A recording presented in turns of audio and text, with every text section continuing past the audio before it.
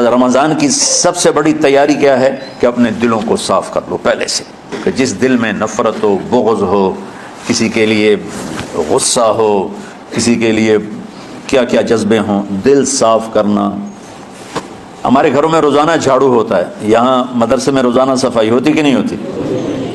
چونکہ دنیا کی اصل گندگی ہے تو جھاڑو ہاتھ سے نہیں چھوٹ سکتا۔ حرم شریف میں دیکھا کیسے چاروں طرف خدام پھر رہے ہوتے ہیں برش لے کر، تو دل پہ غبار ایسے آتا ہے جیسے صحن میں غبار آتا ہے، دل پہ گندگی ایسے آتی ہے جیسے صحن میں آتی ہے۔ تو ہم نے نظام بنایا ہوا ہے، لوگ وہ کر رہے ہیں، وہ روزانہ جھاڑو دیتے ہیں۔ تمہارا دل ایک آنگن ہے، ایک صحن ہے، اس میں بغض، نفرت، حسد، پتہ نہیں کیا کیا گندگیاں آئیں گی اور آتی رہیں گی۔ بچوں ایک کام کرو، جھاڑو پکڑ لو، صاف کرو۔ یا اللہ معاملہ تجھ سے کرنا ہے، لوگوں سے نہیں۔ کسی نے برا کہا، کسی نے غیبت کی، کسی نے گالی دی، کسی نے دھکا دیا، کسی نے حق مارا، کسی نے کچھ کیا، یا اللہ تیرے سپرد میں نے اپنے دل کو سب سے صاف کیا، میں نے اپنے دل کو سب سے صاف کیا۔ یہ اتنی بڑی عبادت ہے کہ بڑے بڑے نفلوں والے، تہجد والے، حج عمرے روزے والے تمہیں نہیں پکڑ سکیں گے، کیونکہ اس کا کرنے والا دنیا میں کوئی نہیں۔ نفل پڑھنے والے تو بے شمار ہیں، عمرے کرنے والے بے شمار ہیں، علماء بے شمار ہیں، حاجی بے شمار ہیں، خاص سخاوت کرنے والے بے شمار ہیں، لیکن اس ٹکڑے کو صاف کرنے والا لاکھوں میں ایک بھی نہیں ہے۔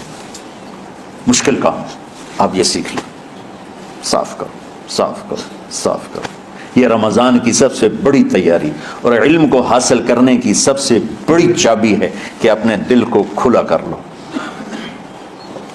کوئی چیز خالی ہوگی تو کچھ آئے گا۔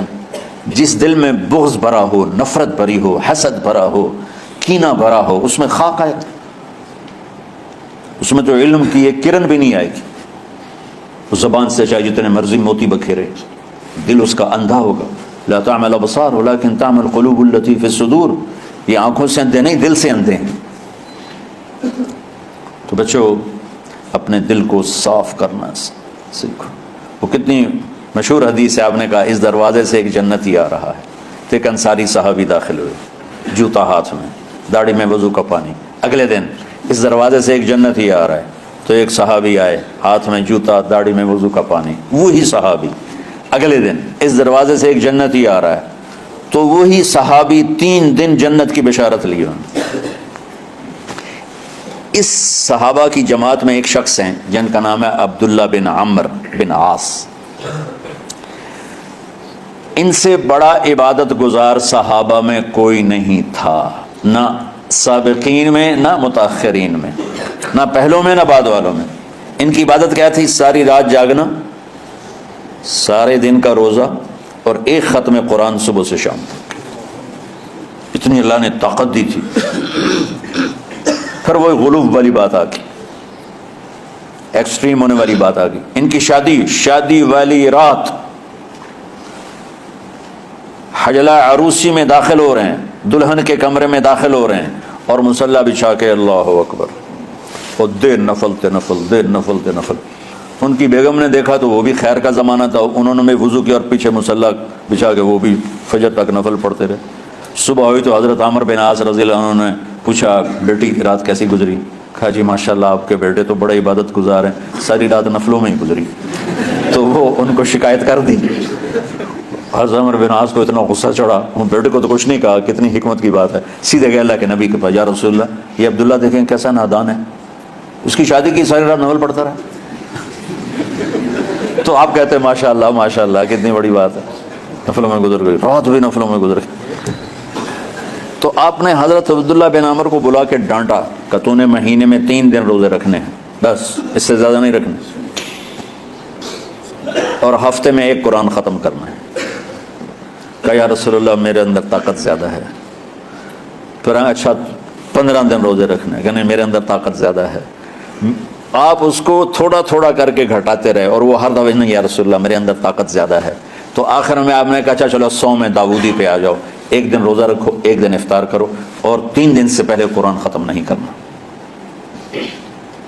تو آپ نے اس کو پیچھے کیا۔ یہ بیٹھے تھے اس محفل میں، ان کے دل میں آیا کیا یہ بزرگ مجھ سے زیادہ عبادت کرتے؟ رات میں ساری جاگتا ہوں، دن روزہ رکھتا ہوں، ایک ختم کرتا ہوں، تو جنت کی بشارت تو مجھے ملنی چاہیے تھی، ان کو کیسے مل رہی؟ یہ کسی کتاب میں نہیں لکھا کہ یہ ان کا جذبہ تھا، لیکن جو کہ میں ان کی سیرت کو جانتا ہوں تو مجھے خیال آتا ہے کہ ان کی نفسیات میں یہ بات آئی ہوگی، کیونکہ صرف انہی کو خیال آیا کہ میں جا کے دیکھتا ہوں کہ یہ بزرگ کیا کرتے ہیں۔ تو ان کے پاس پہنچ گئے، چاچا ذرا، وہ ادھیڑ عمر تھے، چاچا وہ میرے ابا تھوڑے ناراض ہیں تو کچھ دن آپ کے پاس گزارنا ہوگا، بیٹا بسم اللہ آ جاؤ۔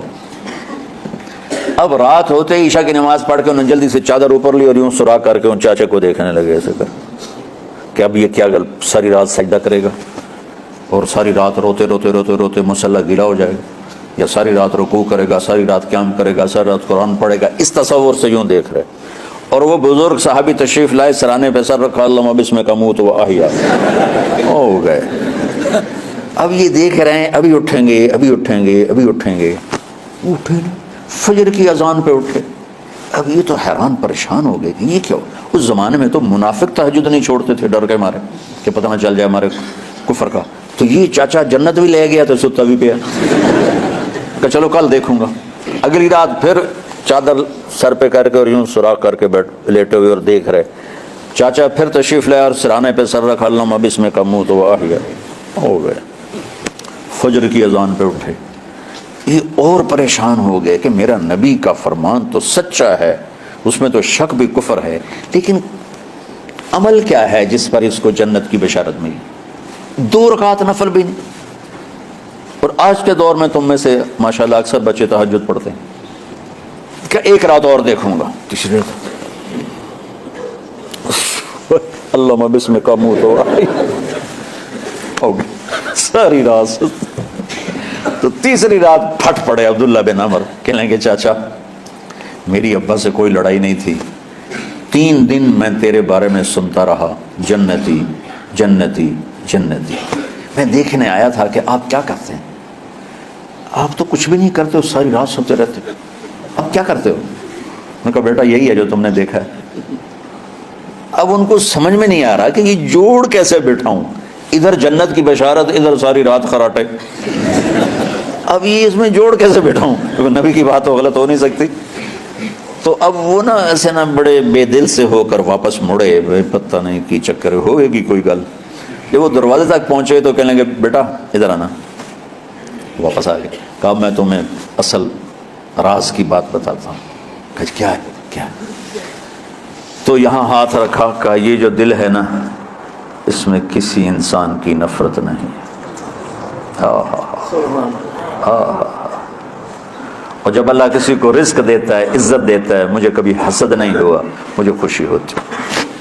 تو عبداللہ بن عمر نے کہنا تھا ہاں یہ بات ہے، نہیں، انہوں نے کہا ہاذا ہوا، اچھل کے کہنے لگے ہاذا ہوا، ہاں ہاں ہاں یہی ہے یہی ہے یہی ہے۔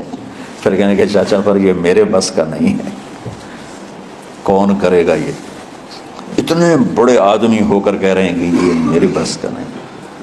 تو بچوں دنیا میں جنتی بننا ہے اور علم اللہ سے لینا ہے تو اسے صاف کر دو، سب کی نفرت سے۔ اس نے مجھے یہ کیوں کہا، اس نے مجھے یوں کیوں دیکھا، اس نے میرے بارے میں یوں کیوں کہا، اس نے میرے بارے میں یہ کیوں لکھا۔ جس کی تعریف ہوتی میری کتنی برائی ہوتی، صرف تعریف تو نہیں ہوتی، بھرا پڑا سوشل میڈیا مجھے گالیاں دیں۔ اللہ کے فضل سے میرے دل میں ایک ذرے کے برابر کبھی کوئی منفی جذبہ نہیں آیا، آئے تو میں دھو کے صاف کر دیتا ہوں، یا اللہ میں نے اپنے دل کو صاف کیا، میرا معاملہ تیرے ساتھ ہے، کسی کے ساتھ نہیں۔ یہ یاد رمضان کی سب سے بڑی تیاری، علم کے حاصل کرنے کا سب سے بڑا ہتھیار آپ کو یہ نہیں کہ تمہیں کتابیں یاد ہو جائیں، تمہیں اشعار یاد ہو جائیں۔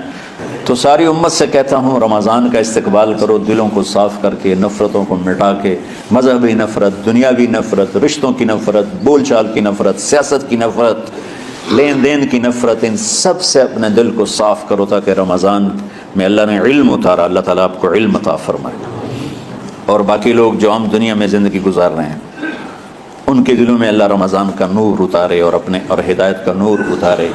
یہ سب سے بڑی تیاری ہے اس کی۔